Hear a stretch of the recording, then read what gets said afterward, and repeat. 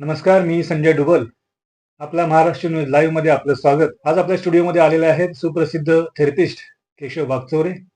जाणून घेऊया त्यांच्या एकूण प्रवासाबद्दल. नमस्कार सर, मला पहिल्यांदा आपला परिचय करून द्या. मी केशव नामदेव वागचौरे. मी गेल्या 10 वर्षापासून ह्या अल्टरनेट मेडिसिन्स म्हणजेच थेरपी फील्डमध्ये आहे. सुरुवात मी 2016 पासून केलेली. त्याच्या आधीही 2015ला करत होतो. ॲक्युप्रेशर पासून सुरुवात केली. ती अजूनही माझी जर्नी चालूच आहे. वेगवेगळ्या अशा 30 ते 35 प्रकारच्या वेगवेगळ्या थेरपी मी करतोय. अजूनही माझं शिक्षण चालू आहे. तर असं आहे की गेल्या 10 वर्षापासून मी या म्हणजे लोकांना काय झालेलं आहे की काही प्रॉब्लेम्स आहेत की ॲलोपॅथीच्या ह्याच्यावरती नीट करायला जातात. ते औषधं खातात.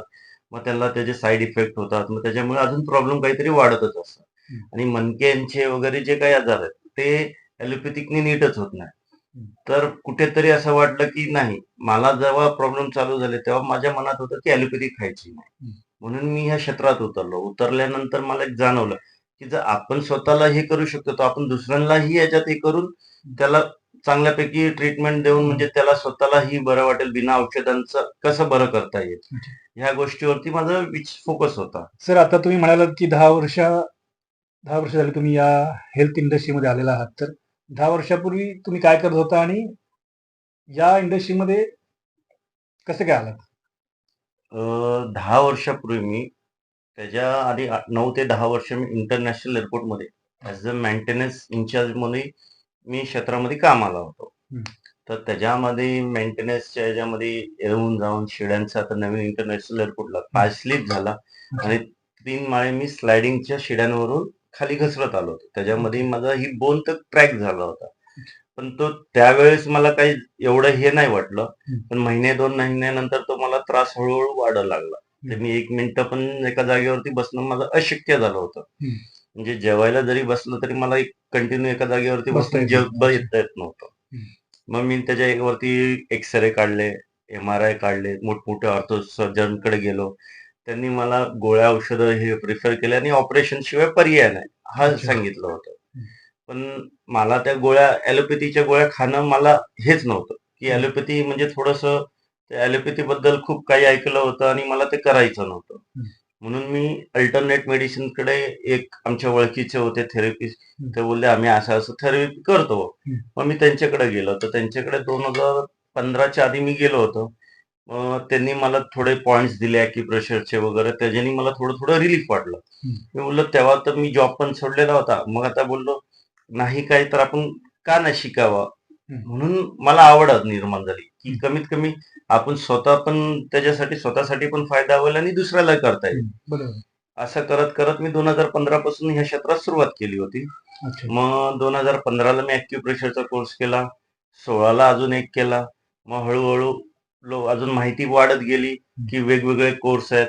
मग नॅचरोपॅथीचा कोर्स केला. त्यानंतर रेखीचे कोर्स केले.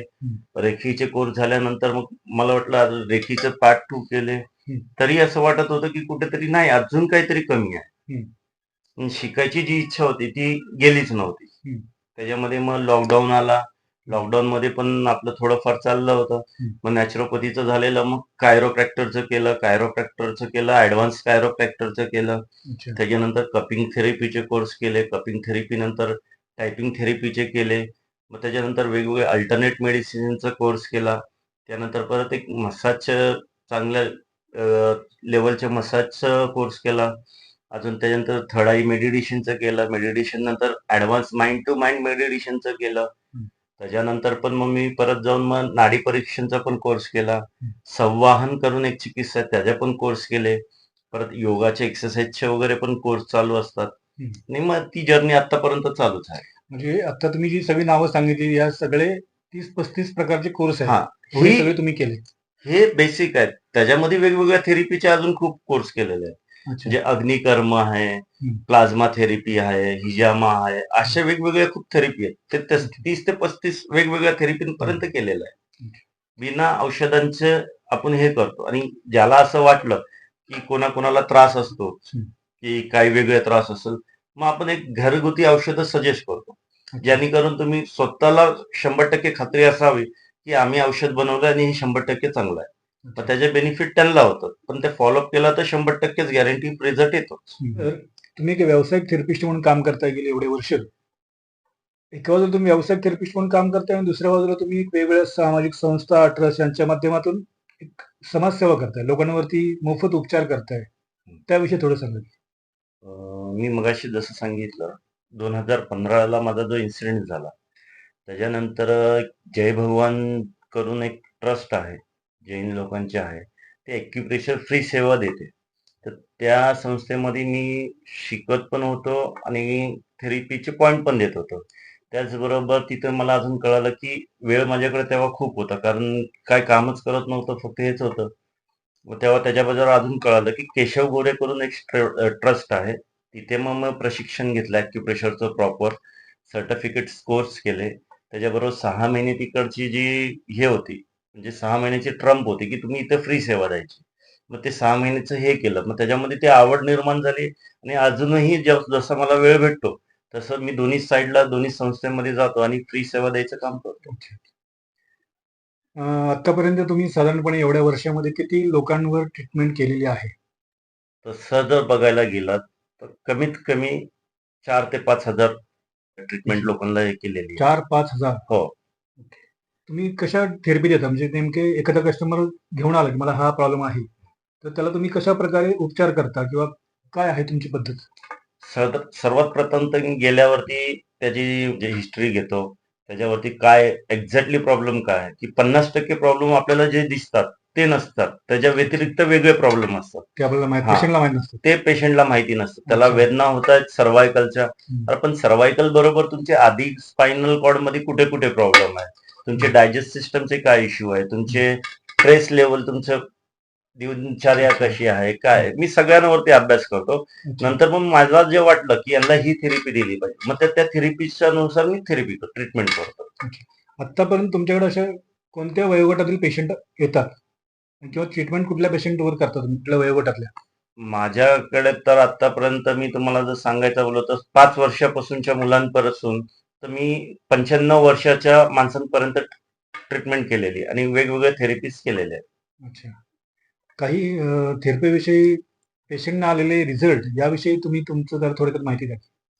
पेशंटना आलेले रिझल्ट म्हणजे म्हणजे जे क्रोनिक होते आणि सगळे उपचार करून थकले होते आणि शेवटी तुमच्याकडे आलेत आणि तुम्हाला त्यांचा किंवा त्या पेशंटला आलेला रिझल्ट. आजपर्यंत तसं बघायला गेलं तर माझा कुठलाही सोशल मीडियाचा प्लॅटफॉर्म नाही. कुठेही माझी ॲड चालत नाही. माझी फक्त माउथ पब्लिसिटी आहे आणि माउथ पब्लिसिटीमध्ये एवढं आहे, आत्तापर्यंत मी 25 ते 30 ऑपरेशन्स कॅन्सल केलेले आहेत. जिथे डॉक्टरांनी सांगितलं की ऑपरेशन केल्याशिवाय पर्याय नाही. मोठमोठे हॉस्पिटल झाले, जिथं त्यांना सांगितलं की हॉस्पिटल मधून तुम्हाला ऑपरेशनच करावे लागेल, त्याच्याशिवाय पर्याय नाही. मग त्यांना मी एकाला जर नीट केलं तर त्यांच्या पूर्ण असे पण क्लायंट आहेत की त्यांच्या अख्ख्या खानदानीमध्ये म्हणजे पूर्ण रिलेशनमध्ये मी जाऊन आलेलो आहे, ट्रीटमेंट करून आलेलो आणि तीच माझी म्हणजे पब्लिसिटी आहे. एका पेशंटला रिझल्ट आला तर ते तुम्हाला ऑलरेडी आपोआप रेफरच करतात. हो.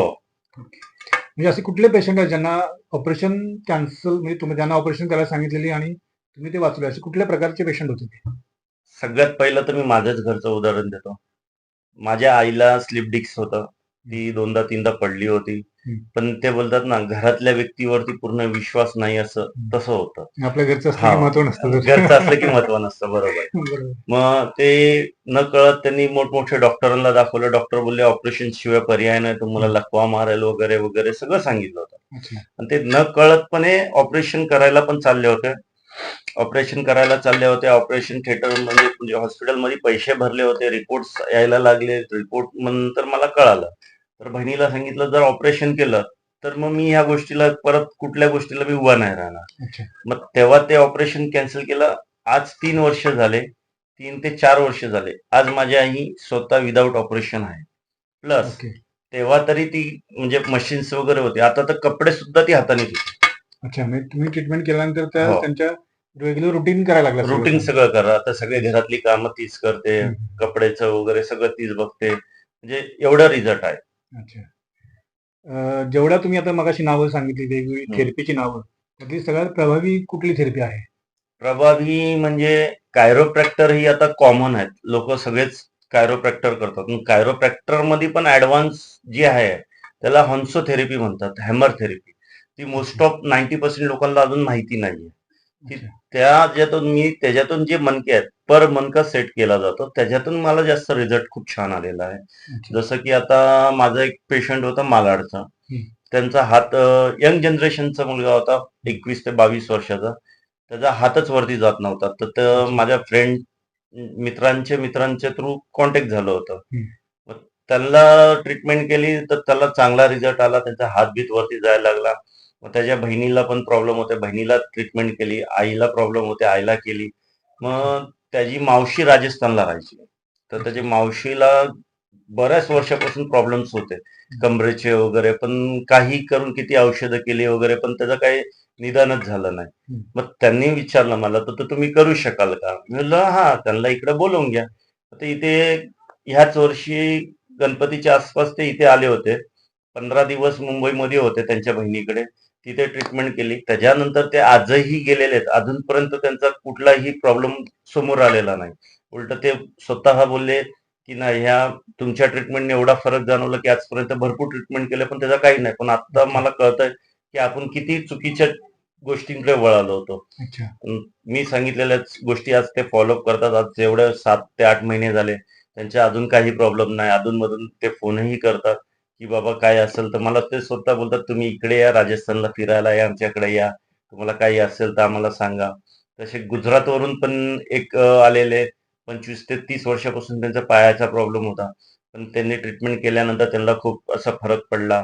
अजून असे बरेच वेगवेगळे हे आहेत. आणि मी कधी कोणाचा फीडबॅक पण कधी घेतलेला नाही, काय नाही. कारण माझी जी खरी पब्लिसिटी आहे ती पेशंटच करतायत. हं. मला कुठलीही पब्लिसिटी करायची वेगळी गरजच पडली पब्लिसिटी नाही. करायची गरज नाही पडत. गरज नाही हं. पडली आजपर्यंत. बरोबर. तुम्ही प्रामुख्याने मुंबईमध्ये लोकांना ट्रीटमेंट देता, हं. बरोबर आहे? मुंबईमध्ये देता की राज्यभर विविध ठिकाणी जाता? कसं तुम्हाला लोकांनी संपर्क करायचा असेल तर कशा पद्धतीने केला पाहिजे? आता कसं आहे, सध्या मी माझे वेगवेगळे शिक्षणासाठी मी बाहेर इकडे-तिकडे फिरत असतो. तर त्याच्याच बरोबर मी आजपर्यंत मुंबईमध्ये तर फक्त होम व्हिजिटच चालू आहे माझं. अच्छा. त्याच्याबरोबर आता काही पेशंट पुण्याला पण असतात. तर पुण्यालाही मी अपडाऊन करून असतो, की महिन्यातून 2-4 दिवस, 6 दिवस पुण्याला असतो. मग तिकडचे पेशंट मग तेवढ्या वेळात तिकडचे पेशंट कव्हर करतो. मग इकडे असेल तर ते इकडचे करतो. आता माझ्या म्हणजे सिच्युएशन अशी आहे, की कोणालाही ट्रीटमेंट करायची असेल, कमीत कमी 2 ते 3 दिवस आधी मला कॉन्टॅक्ट करून अपॉइंटमेंट घेतात. मग मी त्यांच्याबरोबर कोऑर्डिनेट करतो. अच्छा. मग तिथे जाऊन ट्रीटमेंट करतो त्यांच्या घरी. हं, हं. म्हणजे मुंबई, पुणे व्यतिरिक्त अजून कुठे बाहेर जाऊन केलेली आहे का? हो, भरपूर ठिकाणी गेले. छत्तीसगडला जाऊन केलेली आहे. छत्तीसगड. नाशिकला अच्छा. जाऊन केलेली आहे. छत्तीसगडमध्ये रायपूरला जाऊन केलेली आहे. अच्छा. परत अमरावतीला जाऊन केलेली आहे. भरपूर ठिकाणी असं लोकांनी बोलावलं आणि मी जाऊन करून आलेलो आहे. Okay, okay. आता आपण ज्या वेगवेगळ्या थेरपी करता, आता एखादा पेशंट आला तर त्याचा रिझल्ट किती वेळात येतो किंवा कसा मिळतो रिझल्ट?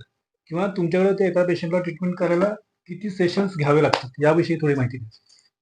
कसं आहे, की कोणाचं काय प्रॉब्लेम आहे, ते मी गेल्याशिवाय आणि बघितल्याशिवाय सांगू शकत नाही. तर त्यासाठी पहिलं मला बघावं लागतं हो. आणि सेशन्स बरे वेळ लागतो. कोणाचे क्रॉनिक असतं, किती वर्षापासूनचं असतं. हं. काही काही लोकांना 2 ते 3 दिवसात रिझल्ट येतो. अच्छा.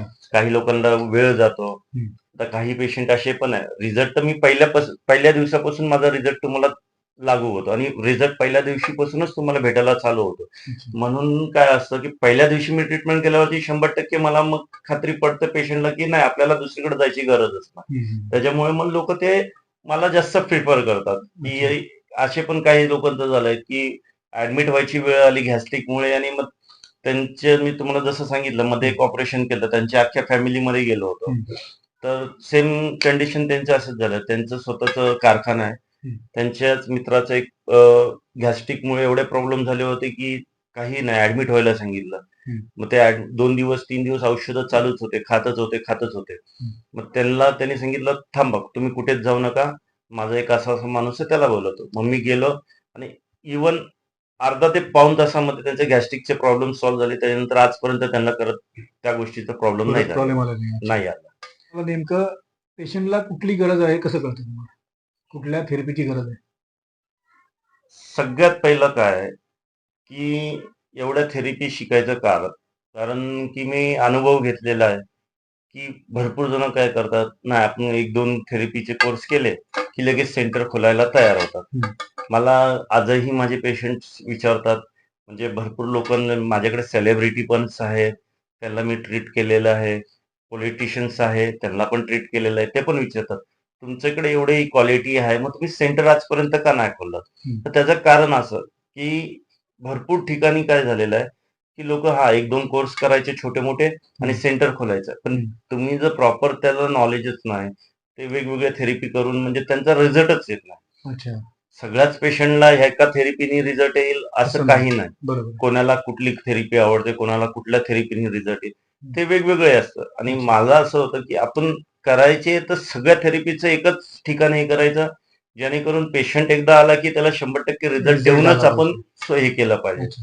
नाहीतर काय होतं, की भरपूर ठिकाणी मी असे पण पेशंट बघितलेले आहेत, की एक परेलचं पेशंट होतं. हं. ते पॅरेलच्या पेशंटचं असं होतं, त्यांना करंट लागला होता आणि त्यांचा हात शोल्डर ब्लॉक झाला होता. हं. त्यांनी ॲक्युपंक्चर पण करून झाले होते. चांगल्या मोठ्या सेंटर्समध्ये जाऊन कपिंग पण केल्या होत्या. हं. तरी त्यांना रिझल्ट नाही होता. मग मी त्यांना बोललो होतो, की तुम्ही एकदा 5 ते 6 सेशन घेऊन बघा. हं. त्याच्यानंतर तुम्हाला जर काही वाटलं, तर तुम्ही डिसिजन घेऊ शकता. मग तेव्हा त्यांना डॉक्टरने ऑपरेशन सजेशन केलं होतं. माझे 6 सेशन नंतर मी त्यांना सांगितलं, तुम्ही परत एकदा एम-आर-आय काढा हं. आणि डॉक्टरांना दाखवा. त्यांची हं. सूनच मोठ्या हॉस्पिटलमध्ये नर्स होती. अच्छा. मग तेव्हा त्या 6 सेशन नंतर त्यांनी एम-आर-आय काढला. इव्हन त्याला केस विचारता स्वतःचे येत नव्हते. पण माझ्या 6 सेशन नंतर त्यांना कपडे घालायला, केस विचरायला, घरातली सगळी कामं करायला खूप छान रिझल्ट पडला. म्हणजे मग एवढा चांगला रिझल्ट आला. एवढा चांगला रिझल्ट आला. हं. मग त्यानंतर त्यांनी एम-आर-आय काढला हं. आणि एम-आर-आय काढून झाल्यानंतर डॉक्टरांना दाखवलं त्यांच्या सुनेनी. डॉक्टर स्वतः बोलले, की वाटतच नाही एवढेच जर प्रॉब्लेम असून पण ते सगळी कामं करतायत, मग तुम्हाला ऑपरेशन करायची गरजच नाही. अच्छा, अच्छा. मग त्यांचे थ्रू पण मला भरपूर पेशंट भेटले. खूप लांब-लांबचे पेशंट, चांगले-चांगले पेशंट भेटले. म्हणजे ही कनेक्टिव्हिटी अशी आहे ना, की मी एकाला जर नीट केलं, की ती ऑटोमॅटिक माउथ पब्लिसिटी ऑटोमॅटिक माझ्या आजूबाजूला होत जाते. हं. तर त्याच्यामुळे मला कुठलीही अजून सोशल मीडियाची तर वेगळी ॲड करायची गरज नाही. वेगळी गरजच लागलेली नाही. अच्छा. नाही पण आता जमाना सोशल मीडियाचा आहे. दिखेगा वही बिकेगा. या जमान्यात तुम्ही सोशल मीडियापासून अलिप्त आहात. हो, सोशल मीडियापासून आयुक्त आहे. कारण माझं टार्गेटच हे होतं, की जोपर्यंत मी पूर्ण सेंटर खोलत नाही, माझं पूर्ण प्रशिक्षण घेत नाही, वेगवेगळं जेव्हा मला वाटेल, की नाही आता मी पूर्णपणे सेंटर खोलेल आणि तेव्हा मी सोशल मीडियाचा नक्कीच विचार करेल. मलाही माहीत आहे, सोशल मीडियाचा पण खूप रोल आहे. पण जोपर्यंत मी स्वतःचं सेंटर पूर्णपणे उभं करत नाही, तोपर्यंत तर माझी इच्छा नाही, की सोशल मीडियाचं हे करावं. अच्छा. नुकताच तुम्हाला पुरस्कार मिळालेला आहे. त्या पुरस्काराविषयी सांगा की? म्हणजे तसं सांगायचं बोललं तर आयुष्मान एक कॉलेज इन्स्टिट्यूट आहे उत्तर प्रदेशची. त्यांनी आता एक नवीन हे केलेलं होतं त्यांचं 8वं सेशन्स होतं ह्याच्यात. तर त्यांचं असं होतं की ऑल ओव्हर इंडिया जेवढे थेरपिस्ट आहेत हं. त्यांचं एक कॉम्बिनेशन करून आपण त्याच्यामध्ये काय-काय करता येईल, कसं हे करता येईल, कसं कोणाला प्रेरणा देता येईल. हं. तर त्याच्यावरती त्यांचं नॉमिनेशन्स ठेवले होते. अच्छा. सेमिनार ठेवला होता. तर त्याच्यामध्ये मला आयुष रत्न पुरस्कार हा प्राप्त झालेला. आता 28 डिसेंबरलाच तो मला प्राप्त झालेला आहे आणि अजूनही बाकी पुढची वाटचाल चालू आहे. त्याच्यामध्ये काही अजून करता आलं, तर त्याचेही प्रयत्न चालू आहेत. आयुष्य रत्न पुरस्कार मिळाल्याबद्दल तुमचं खरं तर अभिनंदन पहिल्यांदा. आता मला एक सांगा, आत्ता या जनरेशनमध्ये लोकांना आरोग्याचे खूप प्रॉब्लेम्स आहेत. काय सल्ला द्याल तुम्ही लोकांना? मी तर असं सांगेन, की बदलती जीवनशैली. एकतर खाणं-पिणं असं झालेलं आहे, जे पूर्वी खाणं होतं, पौष्टिक आणि ओरिजिनल ते आता राहिलेलं नाही. हं. त्याच्यानंतरची आता गोष्ट सगळं केमिकल आलेलं. सगळंच केमिकल आलंय. हं. त्याच्यामध्ये वरतून काय झालंय, पहिला मेहनत म्हणजे जी कष्ट करायची तयारी होती, ती आता कोणामध्ये नाहीये. नाहीये. आणि त्याच्यानंतर परत प्रदूषण, हं. परत त्याच्यानंतर आजकालचं जे कल्चर आहे, सगळ्यांना ऑफिसमध्ये बसून, कॉम्प्युटरवरती बसूनच काम आहेत. हो. त्याच्यामुळे आणि ते पण एसी. हं. एसीमध्ये राहिल्यामुळे आपले मसल्स सगळे वीक होतात आणि त्या अच्छा. मसलला ताकदच मिळत नाही आणि हं. ॲक्टिव्हिटी करायला कोण तयार नाही आणि त्याच्याच बरोबर जंक फूड ते तर सगळ्यात जास्त त्रासदायक आहे. हं. त्याच्यामुळे ते प्रॉब्लेम सगळ्यांना मणक्यांचे त्रास आता भयंकर वाढलेले आहेत. अच्छा. मोस्ट ऑफ तुम्हाला कमरेचे, मणक्यांचे, सर्व्हायकल हे हर एक दुसरा पेशंट सोडून सगळ्यांनाच आहे. पण अच्छा. ते काय करतात, औषधं ॲलोपॅथीकडे जास्त फोकस, झटपट रिझल्ट पाहिजे असतो. पण त्याच्यामुळे ते प्रॉब्लेम सॉल्व्ह होत नाही. ते अजून ते पुढे, पुढे, पुढे, पुढे वाढत जातात. आम्ही काय करतो, थेरपी देतो. त्यांना थेरपीने क्लिअर करतो. नंतर एक्सरसाइज वगैरे देतो. खाण्याची पद्धती सांगतो. जे फॉलोअप करतात त्यांना नक्कीच खूप फरक पडतो. आणि स्वतःच्या शरीराकडे दुर्लक्ष करणं हा सगळ्यात मोठा प्रॉब्लेम झालेला. की जसं की समजा आज मी थेरपिस्ट आहे, तरी मी महिन्यातून 3 ते 4 वेळा मसाज, पोटाचे त्रास वाढले की लगेच आपल्याला काय करायचं, काय नाही याच्यावरती फोकस असतो. म्हणजे स्वतःचे स्वतः करता? हां, स्वतः म्हणजे स्वतः दुसऱ्या मित्राकडून मसाज करून घेतो. अच्छा.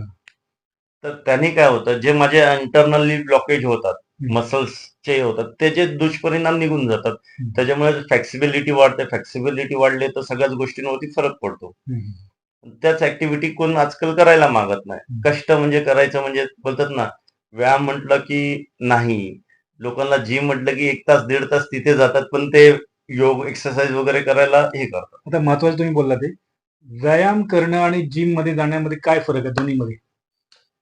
जिम मध्ये जाणं हा दिखावा असतो, की आपली पर्सनॅलिटी वाढावी, हे करावी. त्याच्यानंतर तर त्याच्याबरोबरचे जे खाणारे प्रोटीन्स आहेत, त्याचे पण काही साईड इफेक्ट असतात. आता ऑर्गॅनिक बोलतात, लोक नॅचरल बोलतात, पण गॅरंटी 100% काय? आम्ही काय करतो, जर कोणाला जर प्रोटीन हे असेल तर प्रोटीनचं स्रोत सांगतो. जसं की नट्स आहे, कडधान्य आहे. हे घरातल्याच गोष्टींनी तुम्ही खाऊ शकता, तर त्याच्याने प्रोटीन वाढतंच. म्हणजे आपल्या घरातल्याच गोष्टी हो, आहेत. घरातल्याच गोष्टींनी खूप औषध आहे. आपलं घर म्हणजे की औषधाचा दवाखाना आहे, औषधांचं भांडार. भंडार आहे. तुम्ही त्याच्यात जेवढं खाल तेवढं चांगलं आहे. पण ते लोकांना काय बोलतात ना, करायचं कोणी आणि खायचं कोणी. ते गोळ्या अशा भेटतात आणि खातात. थेरपिस्ट केशव वागचौरे यांच्याशी तुम्हाला संपर्क करायचा असेल तर खाली नंबर उपलब्ध आहे आपल्याला. तुम्ही डायरेक्ट त्यांच्याशी थेट संपर्क करू शकता. काही माहिती विचारून त्यांच्याशी डिस्कस करू शकता. महत्वाचं म्हणजे तुम्ही इथं आलात, वेळ दिलात, त्याबद्दल तुमचं मी आभारी आहे. तुम्ही धन्यवाद. महत्वपूर्ण माहिती आपल्या माध्यमातून प्रेक्षकांना देताय. ती खूप मोलाची गोष्ट आहे. आज प्रत्येक क्षेत्रातील माणसांचं आरोग्य बिघडलेलं आहे आणि ते तुम्ही व्यावसायिक दृष्टिकोनातून, समाजसेवेच्या दृष्टिकोनातून दोन्ही माध्यमातून तुम्ही ते पूर्णपणे लिलाया पार पाडताय. त्याबद्दल तुमचं खरं तर अभिनंदन करायला पाहिजे. Thank you very much. तुम्ही आमच्या स्टुडिओला भेट दिल्याबद्दल धन्यवाद.